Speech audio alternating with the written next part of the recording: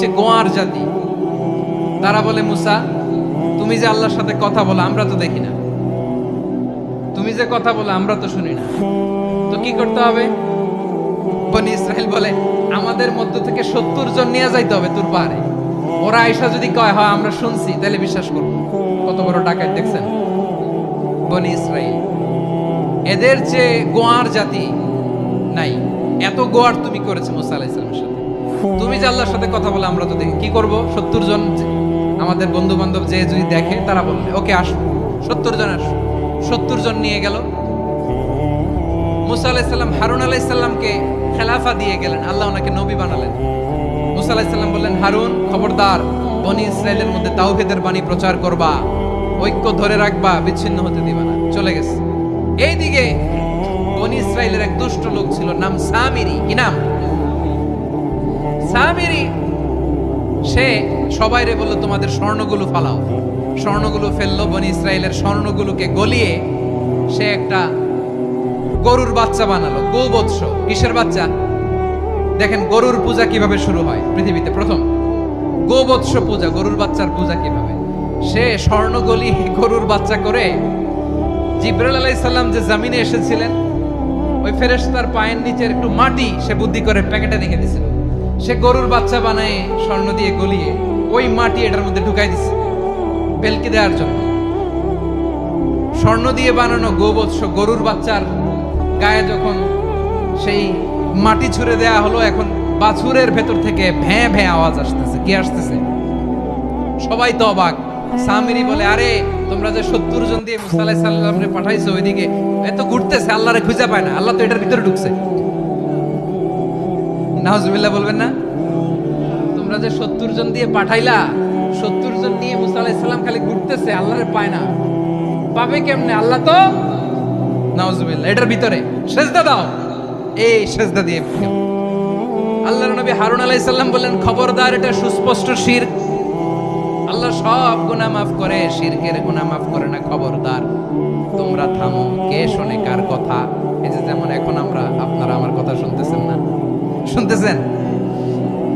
হারুন আলাইহিস সালাম বললেন, খবরদার, এই শিরকি কাজে তোমরা সংযুক্ত হয়ো না। তোমাদেরকে কি মনে নাই আমার ভাই মুসা আলাইহিস সালাম কি বলছে? আল্লাহ শিরক মাফ করে না। খবরদার, শিরক করো না, আল্লাহরে ভয় করো। হারুন আলাইহিস সালাম তাদেরকে বুঝালেন, শিরক করো না, আল্লাহরে ভয় করো। শুধু এতটুকুই তিনি বুঝালেন, দাওয়াতি কাজ পালন করলেন, কিন্তু প্রতিরোধ করেন নাই, সশস্ত্র সংগ্রামে লিপ্ত হন নাই, বাধা দেন নাই। কারণ গৃহযুদ্ধ বেঁধে যেতে পারে। উনি ভাবলেন, আমি যদি আমার বাহিনী নিয়ে দাওয়াত দেওয়ার সাথে সাথে প্রতিরোধ করি, আক্রমণ করি, ওরাও আমারে আক্রমণ করবে, ব্লাডশিট হবে, রক্তপাত। এমন অবস্থা হবে বনি ইসরাইলের মধ্যে, যেটা হয়তো আমার ভাই মুসাও কন্ট্রোল করতে পারবে না। সুবহানাল্লাহ কইবেন না? এক একজন নবীকে আল্লাহ তাআলা কি ইন্টেলেক্ট দিয়ে পাঠিয়েছেন। তিনি ভাবলেন, আমি দাওয়াতি কাজটাই করি, এটা যে হারাম এটা থেকে শুধু বারণ করি, কিন্তু প্রতিরোধ না করি। আমি যদি ঐক্য ধরে রাখতে পারি, বাকিটা আমার ভাই সামলে নেবে। সুবহানাল্লাহ। হারুন আলাইহিস সালাম প্রতিরোধ করলেন না। বনি ইসরাইলের মধ্যে গৃহযুদ্ধ বেঁধে যাওয়ার আশঙ্কায় প্রতিরোধ করলেন না, আক্রমণ করলেন না, শুধু দাওয়াত দিলেন। ইন দা মিনটাইম মুসা আলাইহিস সালাম আল্লাহর সাথে কথা বলে যখন ফিরে আসলেন, দেখলেন বনি ইসরাইলের অধিকাংশ লোক মুশরিক হয়ে গেছে। মুশরিক হয়ে গেছে। মুসা আলাইহিস সালাম রেগে গেলেন। রেগে প্রথমে বনি ইসরাইলদেরকে অ্যাটাক না করে ভাইয়ের দাড়ি ধরলেন। হারুন আলাইহিস সালামের দাড়ি আর চুল। মেজাজি নবী ছিলেন। হারুন, তুমি কি করলা? তোমারে কি দায়িত্ব দিয়ে গেলাম? তুমি কি করলা? তুমি থাকতে বনি ইসরাইল কেমন করে শিরকের কাজে নিমজ্জিত হয়ে যায়? সাইয়েদনা হারুন আলাইহিস সালাম বললেন, ইন্নী, কোরআন সাক্ষী, কোরআন থেকে কোট করছি, ইন্নী খাশিতু আন তাকুলা ফাররাকতা বাইনা বনি ইসরাঈলা ওয়া লাম তারকুদ কওলি। ও আমার ভাই, আমার দাড়ি ধরবেন না, আমার মারবেন না। আমি ভয় করেছি, আমি ভয় পেয়েছি, না জানি আপনি বলেন তুমি কেন খাশিতু আন তাকুলা ফাররাকতা বাইনা বনি ইসরাঈল। আপনি এসে আমারে যদি বলেন তুমি কেন ঐক্য ধরে রাখলে না, কেন মারামারি হলো, কেন রক্তপাত হলো, তোমারে কি এই দায়িত্ব আমি দিয়ে দিয়েছিলাম? আমার কথার দিকে কি তুমি ভ্রুক্ষেপ করো নাই? আমি যে বলছি তাওহীদের বাণী প্রচার করবা আর ঐক্য ধরে রাখবা, আমার কথা কি শোনো নাই? আপনি আমারে ধমকাবেন, এই জন্য আমি প্রতিরোধ করি নাই। আক্রমণ করি নাই, গৃহযুদ্ধ আটকানোর জন্য কিন্তু আমি দাওয়াত দিয়েছি। সুবহানাল্লাহ পড়েন। ঐক্য ধরে রেখেছেন। মুসা আলাইহিস সালাম মুহূর্তেই সামিরীকে আক্রমণ করলেন, অ্যাটাক করলেন, শাস্তি দিলেন। মুহূর্তেই ওই গোবৎস গরুর বাছুরকে ভেঙে চুড়ে মেসাকার করে সাগরের মধ্যে ভাসিয়ে দিলেন। পুরো বনি ইসরায়েলকে আবার তাওহীদের উপর প্রতিষ্ঠিত করলেন। পড়েন সুবহানাল্লাহ। এই ঘটনা থেকে শিক্ষা কি? শিক্ষা হচ্ছে আপনি শিরকের আড্ডাখানা দেখলেও বৃহৎ স্বার্থে তাওহীদের দাওয়াত দিবেন। প্রয়োজনে আপনি ঐক্য নষ্ট করবেন না। সুবহানাল্লাহ পড়বেন না? তাহলে ঐক্যের গুরুত্ব বেশি না কম বলেন? আওয়াজ করে বলেন। ওয়াতাসিমু বিহাবলিল্লাহি জামিআ, আল্লাহর রশিকে আঁকড়ে ধরো। ওয়ালা তাফাররাকু, তোমরা বিচ্ছিন্ন হয়ো না। পেকুয়ার ভাইরা আওয়াজ করে বলেন তো আদেশটা কার? এখন বলেন আমাদের ঐক্যবদ্ধ জীবনের দরকার আছে না নাই? এই যে ডক্টর মোহাম্মদ ইউনূস আমাদের লিডার, উনি যে আমাদেরকে জাতীয় ঐক্যের আহ্বান জানিয়েছে, ওনার আহ্বানে আমাদের সাড়া দেওয়ার দরকার আছে না নাই? রাজনীতিবিদদের যে ডাকছে খুশি লাগে নাই আপনার? আলেমদের ডাকছে খুশি লাগে নাই? আলহামদুলিল্লাহ বলবেন না? আলহামদুলিল্লাহ। সবাইকে ডেকেছে, ঐক্যবদ্ধ করেছে। আমরা ঐক্যবদ্ধ থাকতে চাই, আমরা ঐক্যবদ্ধ জীবন চাই, আমরা আর কাদা ছড়াছড়ি করতে চাই না। রাজি আছেন সবাই? এখন আমরা যদি ঐক্য নষ্ট করি আমাদের কি কি সমস্যা, কি ক্ষতি, কি কুফল? অনৈক্যের কুফল কি? কয়েকটা কুফলের কথা বলে শেষ করব। প্রিয় ভাইরা, what are the drawbacks and disadvantages of division, social and political division in the society? Disunity. আমরা যদি বিচ্ছিন্ন হই, একে অপরের যদি মারামারি করি, একজন যদি আরেকজনের কাফের ফতোয়া দেয়, আমাদের কি ক্ষতি? শুনবেন? কথা কয় না, শুনবেন? এক নাম্বার ক্ষতি হচ্ছে আমরা যদি বিচ্ছিন্ন হই আমাদের শক্তি কমে যাবে, আমাদের পাওয়ার আমরা হারাবো। আমাদের কি হারাবো? পাওয়ার। মনে রাখবেন, যখন আমি একা থাকি তখন আমি ব্যক্তি, যখন আমরা সবাই মিলি তখন আমরা শক্তি। এই শক্তি নিয়ে আমাদের সামনে এগিয়ে যাওয়ার দরকার আছে না নাই? তাহলে আমরা যদি নিজেরা বিরোধে লিপ্ত হই আমাদের ক্ষমতা, পাওয়ার ছুটে যাবে। আমরা এই পাওয়ার হারাতে চাই না, ঠিক কিনা বলেন? রব্বুল আলামিন ঠিক তাই বললেন। রব্বুল আলামিন বললেন, খবরদার, ওয়াতিউল্লাহ ওয়া রাসূলাহু ওয়া লা তানাযাউ ফাতাফশালু ওয়া তাযহাবা রিহুকুম ওয়াসবিরু ইন্নাল্লাহা মা'আস সাবিরিন। আল্লাহর আনুগত্য করো, নবীর আনুগত্য করো, কিন্তু খবরদার নিজেরা বিরোধে লিপ্ত হয়ো না, নিজেরা মারামারি করো না, তাহলে তোমাদের শক্তি কমায় দিবে কে? ফাতাফশালু, তোমরা সাহস হারাবা, ওয়া তাযহাবা রিহুকুম, তোমাদের শক্তি কমে যাবে, পাওয়ার কমে যাবে। তাহলে আমরা যদি নিজেরা মারামারি করি, আমরা নিজেরা যদি বিচ্ছিন্নতায় লিপ্ত হই, আমরা যদি মতানৈক্য করি, তাহলে আমাদের শক্তি কমে যাবে, ঠিক কিনা? আমরা শক্তি কমাবো। আচ্ছা, ছোট্ট একটা বাঁশের কঞ্চি যদি আপনারা দেয়, পায়ের মধ্যে ধাক্কা দিয়ে ভাঙতে পারবেন না? এরকম বাঁশের কঞ্চি যদি 20টা একসাথে জোড়া লাগায় দেয়, ভাঙতে পারবেন? কথা বোঝে নাই মনে হয়। চিকন একটা বাঁশের কঞ্চি দিলে ভাঙা যাবে না? এরকম চিকনই 20টা বাঁশের কঞ্চি একসাথে লাগাই দিলে ভাঙতে পারবেন? কারণ যখন আমি একা থাকি তখন আমি ব্যক্তি, যখন আমরা সবাই মিলি তখন আমরা শক্তি। আমরা যেন শক্তি না হারাই। আমরা বিরোধে লিপ্ত হলে আমাদের শক্তি কমে যাবে। এই হচ্ছে 1 নাম্বার ডিসঅ্যাডভান্টেজ। 2 নাম্বার ডিসঅ্যাডভান্টেজ হচ্ছে আমরা নিজেরা বিরোধে লিপ্ত হলে অন্যরা আমাদের মাথায় কাঁঠাল ভেঙে খাইতে সুবিধা হয়। কথা বুঝেন নাই? আমরা যদি বিরোধে লিপ্ত হই তাহলে পরাশক্তিগুলোর সুবিধা, তখন আমাদের কাউকে দিতে হবে ট্রানজিট, কাউকে দিতে হবে সেন্ট মার্টিন, কাউকে দিতে হবে দেশের অর্ধেক। চিল্লায় বলো ঠিক কিনা? নিজেদের প্রবলেম সলভ করার ক্যাপাসিটি আমাদের আর থাকবে না। আমরা যদি বিরোধে জড়াই, আমার কলিজার টুকরা পেকুয়ার ভাইরা, আমরা বিরোধ করব না, আমরা বিচ্ছিন্ন হব না। নিজেরা বিরোধে জড়ালে পরাশক্তিগুলো আমাদের মাথায় কাঁঠাল ভেঙে খায়। তখন ভারতের পিছনে দৌড়াতে, আমেরিকার পিছনে দৌড়াতে আমাদের জুতার তলা ক্ষয় হইয়া যাইবে। নিজেদের প্রবলেম সলভ করা যাবে না। আমরা যদি অন্যের পিছনে না দৌড়াতাম আর এই বিরোধকে থামাতে পারতাম, বাংলাদেশ আজকে যেখানে আছে তার কমপক্ষে 50 গুণ সামনে থাকতো। চিল্লায় বলেন ঠিক কিনা?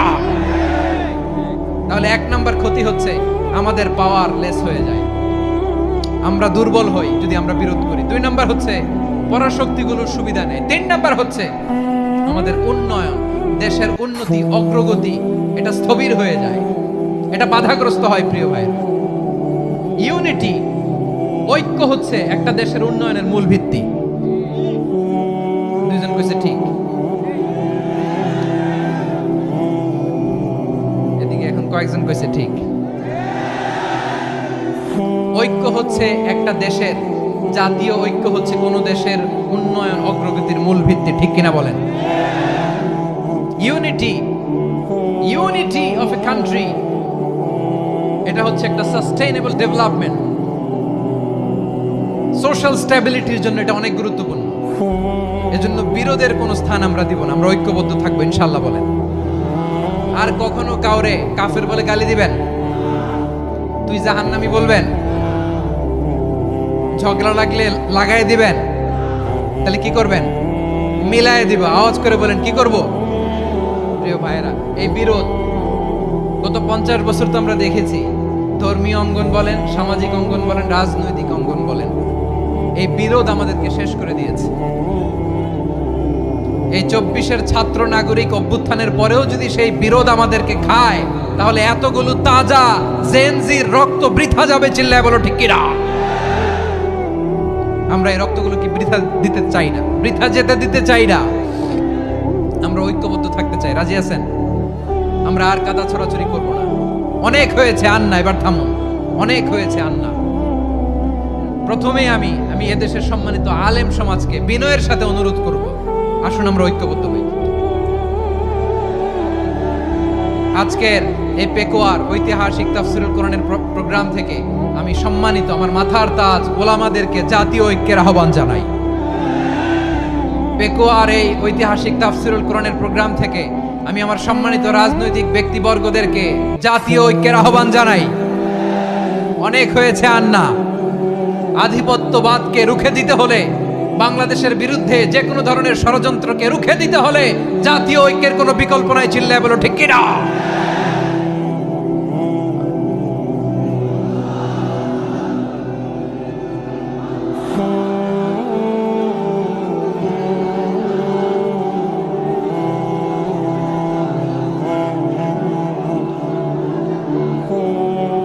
আমার প্রিয় ভাইয়েরা, আমার ভাইয়েরা, আর কাদা ছড়াছড়ি করব না ইনশাআল্লাহ বলেন। আল্লাহুম্মা ফাশহাদ, আল্লাহ তুমি সাক্ষী থাকো, আল্লাহ তুমি তৌফিক দাও। আওয়াজ করে পড়েন আমিন। আর একে অন্যকে কাফির বলে গালি দিব না, ঠিক কিনা বলেন? রাজি আছেন? ধ্বংস করে দিয়েছে আমরা আমাদেরকে। আপনারা হালাকু খানের নাম শুনেছেন? মঙ্গল অধিপতি হালাকু খান বাগদাদের আমাদের বিশাল দারুল হিকমা লাইব্রেরিকে ধ্বংস করেছে। 10 লক্ষ মুসলমানদেরকে কচুকাটা করে গণহত্যা করেছে। জানেন, আমাদের সভ্যতা সূতিকাগারের কেন্দ্রবিন্দু ছিল বাগদাদ। ইরাকের বাগদাদে যেদিন সে রক্ত নিয়ে হোলি খেলা করে, রক্তের হোলি খেলা যেদিন হয়, ওই দিনও বাগদাদে বাহাস চলতেছিল। আমাদের বাহাস কি চলতেছিল?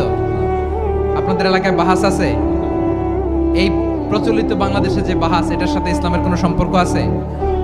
এই পর্যন্ত বাহাসের পরে পরাজয় বরণ করছে এরকম কোন দল আপনারা পাইছেন? আমি পাই নাই।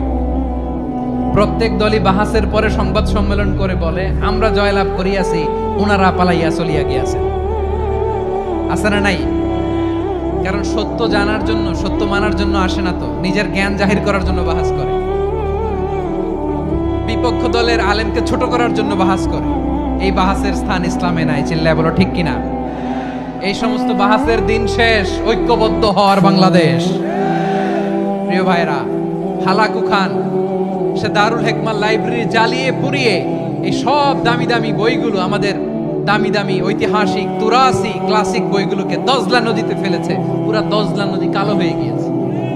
10 লক্ষ মুসলমানকে গণহত্যা চালিয়ে এই রক্তের বন্যা যখন দজলা নদীর পানিতে মিশে গিয়েছে, দজলা নদীর পানি লাল হয়ে গিয়েছে। যেই দিন বাগদাদে গণহত্যা চলে, ওই দিনও বাগদাদে বাহাস চলতেছিল। কিসের বাহাস জানেন? মেসওয়াক, ডান মারি থেকে করা সুন্নাহ, এটা আমরা জানি। এখন কি উপরের মারি না নিচের মারি? বাহাসের বিষয়। এই বাহাস করবেন আপনারা? বিশ্ব যখন এগিয়ে চলেছে, আমরা তখন বসে বিবি তালাকের ফতুয়া খুঁজেছি কোরআন হাদিস চষে। তালাক ইসলামের অনেক গুরুত্বপূর্ণ অনুষঙ্গ। তালাক কোরআনের একটা সূরা। কিভাবে তালাক হবে না হবে আমাদের ফোকাহায়ে একরাম, আমাদের আকাবেররা সব বলে গিয়েছে, সব জানা। আপনি হয় এটা মানবেন নয় ওইটা নিয়ে বাহাসের দরকার নাই, ওইটা নিয়ে মারামারির স্থান ইসলামে নাই। আওয়াজ করে বলেন ঠিক কিনা? এখন পেকুয়ার ভাইরা শেষ কথা বলি, আওয়াজ করে বলেন আমরা ঐক্যবদ্ধ হতে চাই কি চাই না? চান? এই যে আমি বিনয়ের সাথে আলেম সমাজকে জাতীয় ঐক্যের আহ্বান জানালাম, এটার সাথে আপনারা সংহতি প্রকাশ করেছেন? বিনয়ের সাথে আজকের এই পেকুয়ার ময়দান থেকে আমাদের রাজনৈতিক নেতৃবৃন্দদেরকে জাতীয় ঐক্যের আহ্বান জানাই, আপনারা সংহতি প্রকাশ করেছেন? এখন এটা রোড ম্যাপ কি, কিভাবে আমরা ঐক্য প্রক্রিয়াতে এগিয়ে যাব? শেষ কথা বলি, একেবারে সহজ। আমাদের ওলামা মাশায়েখদেরকে, আমার মাথার তাজ, তাদেরকে আমরা বলি, এই যে আমরা ঐক্যবদ্ধ হই নাই, আমরা কি বড় কিছু অর্জন করে ফেলছি? বলেন, আমরা কি খুব পাওয়ার সম্মানের জায়গায় আছি? খুব স্ট্রেংথের জায়গায় আছি? তো কিছুই তো নাই। আপনি ঐক্যবদ্ধ হইলে সমস্যা কোথায়? এমন তো না ঐক্যবদ্ধ না হওয়ার কারণে এতদিন আপনার অনেক কিছু ছিল, ঐক্যবদ্ধ হলে আপনি হারাবেন, এমন তো না। তো কিছুই যেহেতু আপনার নাই, আমার নাই, ঐক্যবদ্ধ হলে আমরা সমস্যা কোথায়? ঐক্যবদ্ধ হয়েই দেখি না, ঠিক কিনা? ঐক্যবদ্ধ হওয়ার দুইটা ওয়ে। রাজনৈতিক ঐক্য কিভাবে হবে?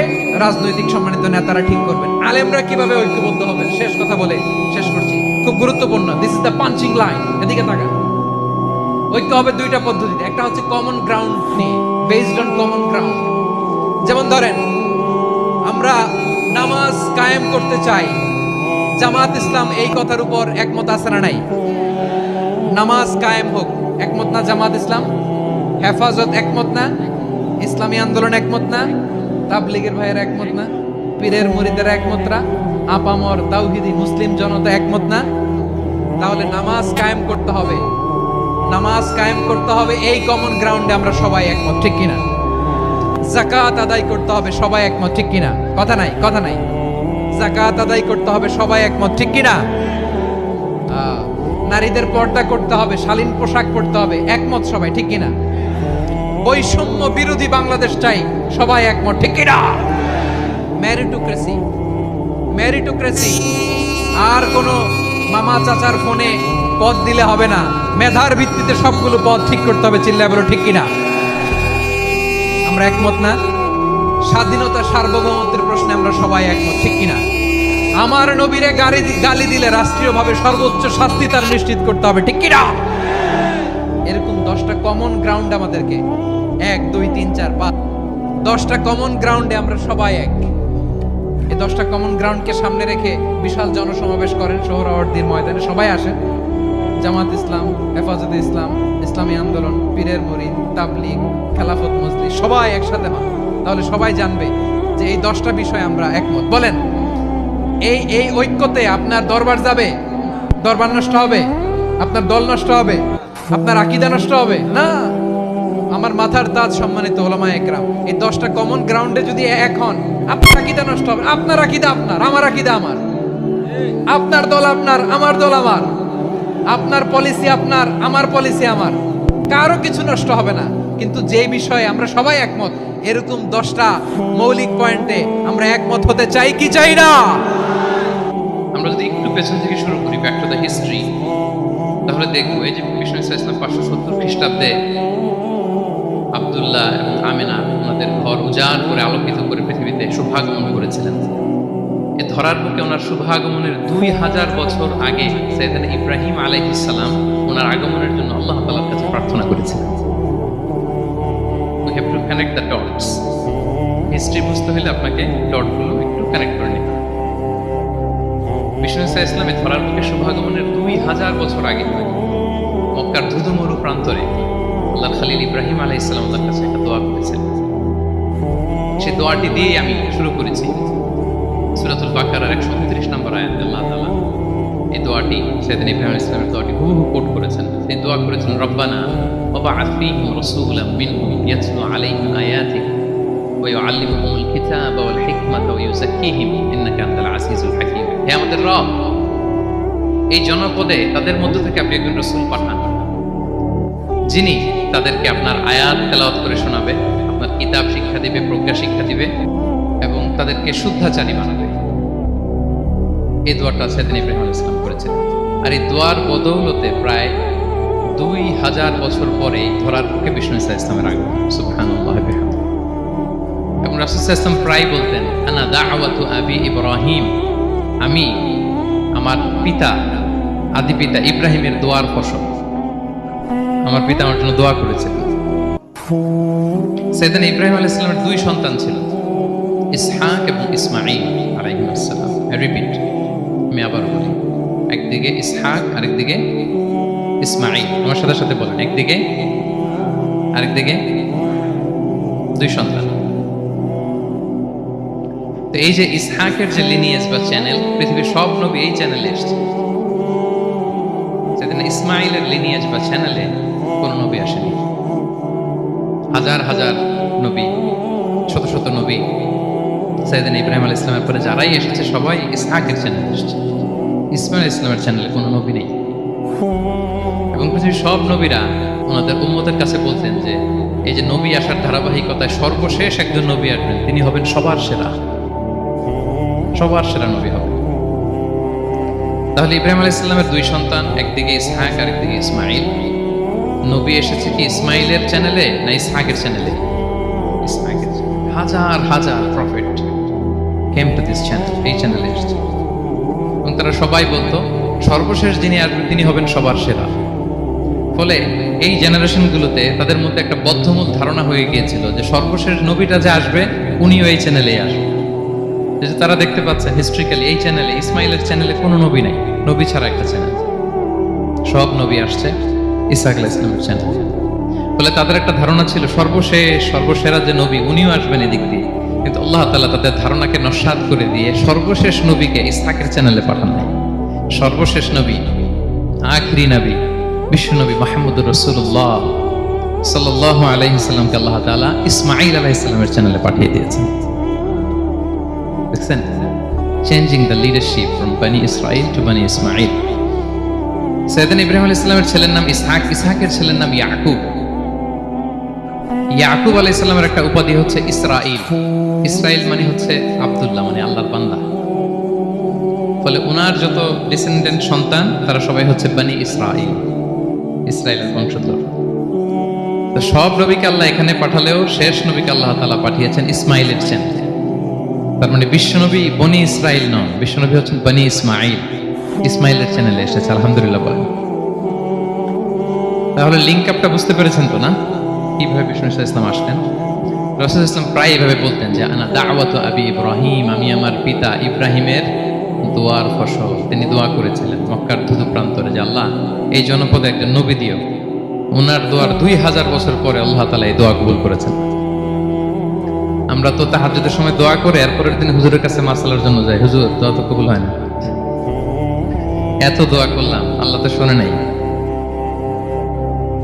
1 মাস দোয়া করে অস্থির হয়ে যায়। এরপর অনেকে বলে হুজুর কাবার গিলাফটা ধরে দোয়া করেছে, কই কিছু তো পাইলাম না। দেখেন সাইয়েদনা ইব্রাহিম আলাইহিস সালাম দোয়া করেছিলেন সেই কবে, তার 2000 বছর পরে আল্লাহ তাআলা এই দোয়াটা কবুল করেছেন। তো দোয়া যদি কবুল না হয় অস্থির হওয়া যাবে? আওয়াজ করে বলেন, অস্থির হবেন আপনারা? না, অস্থির হওয়া যাবে না, ভরসা রাখুন আল্লাহর উপর। তো বিষ্ণু বলতেন আনা দাওয়াতু আবি ইব্রাহিম, আমি আমার পিতা ইব্রাহিমের দোয়ার ফসল। আবার বলতেন বিশারাতু আখি ঈসা, আমি আমার ভাই ঈসার সুসংবাদের ফসল। মানে রাসূল সাল্লাল্লাহু আলাইহি ওয়াসাল্লামের ইমিডিয়েট আগের যে নবী ঈসা আলাইহিস সালাম, উনি এসেই বলে দিয়েছিলেন যে ইয়াতি মিন বাদি ইসমুহু আহমদ, আমার পরে এক নবী আসবে তার নাম হবে আহমদ। তাহলে দেখেন বিশ্বনবী যে আসতেছে এটা অ্যানাউন্সমেন্টের জন্য আল্লাহ একজন নবী পাঠিয়ে দিয়েছে। He is coming. বিষ্ণু সাল্লাল্লাহু স্ট্যাটাস বুঝতে পারছেন? হি ইজ কামিং, উনি আসতেছেন, এটা বলার জন্য আল্লাহ একজন নবী পাঠিয়ে দিয়েছেন, জিসাস ক্রাইস্টকে, ঈসা আলাইহিস সালামকে পাঠিয়েছেন। তো রাসূল সাল্লাল্লাহু আলাইহি ওয়াসাল্লাম বলতেন বিশারাতু ঈসা, আমি ঈসার সুসংবাদের ফসল। আবার বলতেন ওয়া রুইয়া উম্মি আমিনা, আমি আমার মা আমিনার স্বপ্নের ফসল। রাসূল সাল্লাল্লাহু আলাইহি ওয়াসাল্লামের মা আমিনা যখন কনসিভ করেছেন রাসূল সাল্লাল্লাহু আলাইহি ওয়াসাল্লামকে পেটে, তিনি মাঝে মাঝে স্বপ্নে দেখতেন যে ওনার পেট থেকে একটা আলো বের হয়ে পারস্য সিরিয়ার প্রাসাদগুলোর মধ্যে ঝলকানি দিচ্ছে। নূর আদাআত মিনহু কুসুর আশ-শাম, শাম দেশের প্রাসাদগুলোকে আলোর ঝলকানি দিচ্ছে। এটা হচ্ছে একটা আলামত যে বিষ্ণু ঈসা ইসলামের শিক্ষা, ওনার ডমিনেশন গোটা বিশ্বব্যাপী ছড়িয়ে যাবে। সুবহানাল্লাহ বিহামদিহি। তাহলে আমরা হিস্ট্রিটাকে কানেক্ট করে নিলাম। বিষ্ণু বলতেন, আমি আমার পিতা ইব্রাহিমের দোয়ার ফসল, ঈসা আলাইহিস সালামের সুসংবাদের ফসল, আমার মা আমিনার স্বপ্নের ফসল। এবার সামনের দিকে যাই, কি কি স্বতন্ত্র বৈশিষ্ট্য দিয়ে আল্লাহ তাআলা বিষ্ণু ইসলামকে পৃথিবীতে পাঠিয়েছেন। প্রিয় ভাইরা, কোরআনে অনেক নবীর কথা আল্লাহ তাআলা বলেছেন এবং বিভিন্ন সময়ে বিভিন্ন নবীদেরকে আল্লাহ তাআলা নাম ধরে ডাক দিয়েছেন। এ ধরে যেমন আদম আলাইহিস সালামকে আল্লাহ নাম ধরে ডাক দিয়েছেন, ইয়া আদম, এই আদম, ইয়া আদম উসকুন আনতা ওয়া যাওজুকাল জান্নাহ, হে আদম তুমি আর তোমার বউ জান্নাতে থাকো, হে আদম, এই আদম ডাক দিয়েছেন না? কথা বুঝতেছেন? আচ্ছা, মুসা আলাইহিস সালামকে আল্লাহ নাম ধরে ডেকেছেন, ওমা তিলকা বিয়ামিনিকা ইয়া মুসা, এই মুসা হাতে কি, নাম ধরে ডেকেছেন। ইব্রাহিম আলাইহিস সালামকে আল্লাহ নাম ধরে ডেকেছেন, ওয়া নাদাইনাহু আইয়া ইব্রাহিম, হে ইব্রাহিম বলে আমি তোমাকে ডাকি। বিষ্ণু ইসলামকে আল্লাহ তাআলা এত মর্যাদা দিয়েছেন, কোরআনের কোথাও অন্য নবীদের মতো আল্লাহ তাআলা বিষ্ণু নবীর নাম ধরে ডাকেন। যখনই ডেকেছেন বলেছেন ইয়া আইয়ুহান নবী, হে সম্মানিত নবী। যখনই অ্যাড্রেস করেছেন বলেছেন ইয়া আইয়ুহার রাসূল, হে সম্মানিত রাসূল। সুবহানাল্লাহ বলেন। 4 জায়গায় বিষ্ণু ইসলামের নাম এসেছে কোরআনে মুহাম্মদ নামে, আরেক জায়গায় আহমদ। এই 4 জায়গায় মুহাম্মদ যে উল্লেখিত হয়েছে, একটি জায়গায়ও নাম ধরে ডাকেন নাই, বরং ওনার রিসালাত, ওনার নবুয়তের বর্ণনা দিয়েছেন। যেমন মুহাম্মাদুর রাসূলুল্লাহ সাল্লাল্লাহু আলাইহি ওয়াসাল্লাম, মুহাম্মদ হচ্ছেন আল্লাহর রাসূল, এটা একটা কোরআনের আয়াত। এখানে নাম ধরে ডাকছে, মুহাম্মদ হচ্ছেন আল্লাহর রাসূল, এখানে কি নাম ধরে ডাকা হয়েছে? না। ওমা মুহাম্মাদুন ইল্লা রাসূল ক্বাদ খালাত মিন ক্বাবলিহির রাসূল, মুহাম্মদ রাসূল ছাড়া কেউ নন, তার আগে এরকম অনেক রাসূল পৃথিবী থেকে চলে গিয়েছে। এই আয়াতে নাম ধরে ডাকছে না। 4 বার মুহাম্মদ শব্দটা কোরআনে উল্লেখিত হয়েছে, একবারও নাম ধরে ডাকেনি। সুবহানাল্লাহ পড়েন। আর একবার উল্লেখিত হয়েছে আহমদ, যেটা ঈসা আলাইহিস সালামের ভাষা, ইয়াতি মিন বাদি ইসমুহু আহমদ, আমার পরে এক নবী আসবে, তার নাম হবে আহমদ। তাহলে দেখেন বিষ্ণু ইসলামকে আল্লাহ তাআলা এত সমীহ করেছেন, এত সম্মান দিয়েছেন, এত মর্যাদা দিয়েছেন যে কোরআনে কোথাও অন্য নবীদের মতো আল্লাহ তাআলা বিষ্ণু নবীর নাম ধরে ডাকেন নাই। যখনই ডেকেছেন ইয়া আইয়ুহান নবী, ইয়া আইয়ুহার রাসূল, হে সম্মানিত রাসূল, হে সম্মানিত। আলহামদুলিল্লাহ বলেন। এরপর বিষ্ণু ইসলাম বলতেন, আনা সাইয়্যিদু ওয়ালদি আদম, আমি হচ্ছি আদম আলাইহিস সালামের যত সন্তান পৃথিবীতে আসবে সবার লিডার। সুবহানাল্লাহ বলবেন না? আনা সাইয়্যিদু ওয়ালদি আদম, আমি আদম আলাইহিস সালামের যত সন্তান আসবে, I am the leader of the all sons of আদম, আদমের সব সন্তানের লিডার হব আমি এই পৃথিবীতে। তিনি লিডার। এবং বিষ্ণুই বলেন, আল্লাহ তাআলা যখন সব কিছু সৃষ্টি করলেন, পুরো খালকে যখন সৃষ্টি করলেন, 2টা ভাগ করলেন, ভালো আর খারাপ। আমি মুহাম্মদ সাল্লাল্লাহু আলাইহি ওয়াসাল্লামকে আল্লাহ তাআলা ভালোর মধ্যে ঢুকাই দিলেন। এই ভালো মানুষগুলোর মধ্যে থেকে আল্লাহ অনেকগুলো গোত্র নির্বাচিত করলেন, আমাকে সবচেয়ে শ্রেষ্ঠ গোত্রে ঢুকাই দিলেন। এই গোত্রগুলোর মধ্যে অনেকগুলো বাড়ি আছে, সবচেয়ে শ্রেষ্ঠ বাড়িতে আল্লাহ তাআলা আমাকে ঢুকাই দিলেন। সুবহানাল্লাহ। আরেক বর্ণনায় এসেছে যে আল্লাহ তাআলা ইসমাঈল আলাইহিস সালামের বংশধরদের মধ্য থেকে কেনানাকে সিলেক্ট করেছেন, কেনানার মধ্য থেকে আল্লাহ কুরাইশকে সিলেক্ট করেছেন, কুরাইশের মধ্য থেকে আল্লাহ তাআলা বনু হাশিমকে সিলেক্ট করেছেন। বিষ্ণু ইসলাম কিন্তু হাশিমি খানদান, কুরাইশের মধ্য থেকে তিনি বনু হাশিমকে সিলেক্ট করেছেন, আর বনু হাশিমের মধ্য থেকে আল্লাহ তাআলা আমাকে সিলেক্ট করেছেন। সুবহানাল্লাহ। এবং তিনি বলতেন, ওয়া আনা হামিলু লিওয়াইল হামদি ইয়াউমাল কিয়ামাতি ওয়া তাহতাহু আদম, কিয়ামতের দিন